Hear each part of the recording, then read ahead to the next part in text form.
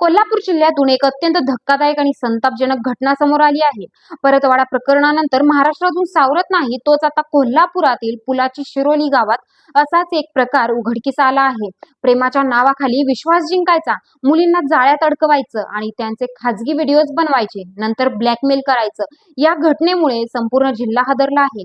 नेमकं काय आहे हे प्रकरण, आरोपी कोण आहे आणि पोलीस तपासात कोणते धक्कादायक खुलासे झालेत, पाहूया सविस्तर. नमस्कार, मी आरती. आपण पाहत आहात आझाद मराठी. मिळालेल्या माहितीनुसार कोल्हापूर जिल्ह्यातील पुलाची शिरोली येथे राहणाऱ्या शाहिद संदे नावाच्या तरुणावर गंभीर आरोप झाले आहेत. पोलिसांच्या प्राथमिक तपासात समोर आलेल्या माहितीनुसार शाहिदने तब्बल 15 तरुणींना आपल्या जाळ्यात ओढलं असल्याची माहिती समोर आली आहे. आरोपी शाहिद हा तरुणीशी मैत्री करत होता. प्रेमाचे नाटक करून तो त्यांचा विश्वास संपादन करत होता. यानंतर संबंधित मुलींना भावनिकरित्या जाळ्यात अडकवून त्यांच्याशी संबंध प्रस्थापित केले जात होते.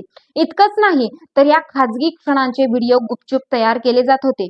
नंतर व्हिडिओ वापरून संबंधित मुलींना धमकावलं जात होतं, असा आरोप आहे. या प्रकरणात एका पीडित तरुणीने धाडस दाखवत पोलिसात तक्रार दाखल केली. तिच्या तक्रारीनंतर संपूर्ण प्रकार समोर आला. पोलिसांनी तात्काळ कारवाई करत आरोपी शाहिद संदेला अटक केली असून त्याला 4 दिवसांची पोलीस कोठडी सुनावण्यात आली आहे. पोलीस तपासात आणखी एक मोठा खुलासा झाला आहे. शाहिदकडे अजून 8 ते 10 तरुणींचे व्हिडिओ असावेत असा संशय व्यक्त केला जात आहे. त्यामुळे या प्रकरणाची व्याप्ती आणखी मोठी असू शकते. ने काही व्हिडिओज आपल्या शाहरुख नावाच्या मित्राला पाठवल्याचंही समोर आलं आहे. सध्या हा मित्र फरार असून पोलीस त्याचा कसून शोध घेत आहेत.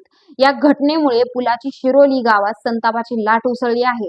गावकऱ्यांनी निषेध म्हणून गाव बंद ठेवला. विशेष म्हणजे हिंदू आणि मुस्लिम समाजातील नागरिकांनी एकत्र येत आरोपीवर कठोर कारवाईची मागणी केली आहे. ही घटना केवळ एका गावापुरती मर्यादित नाही तर समाजासाठी मोठा इशारा आहे. सोशल मीडियाच्या काळात विश्वास, नातेसंबंध आणि सुरक्षितता याबाबत जागृत राहणं किती गरजेचं आहे हे पुन्हा एकदा समोर आलं आहे. अशा प्रकारच्या घटनांमुळे अनेक मुली मानसिक तणावातून जातात. त्यामुळे कोणतीही संशयास्पद गोष्ट आढळल्यास तात्काळ कुटुंबियांना आणि पोलिसांना माहिती देणं गरजेचं आहे. या प्रकरणात पुढे आणखी कोणते खुलासे होतात हे पाहणं महत्त्वाचं ठरणार आहे.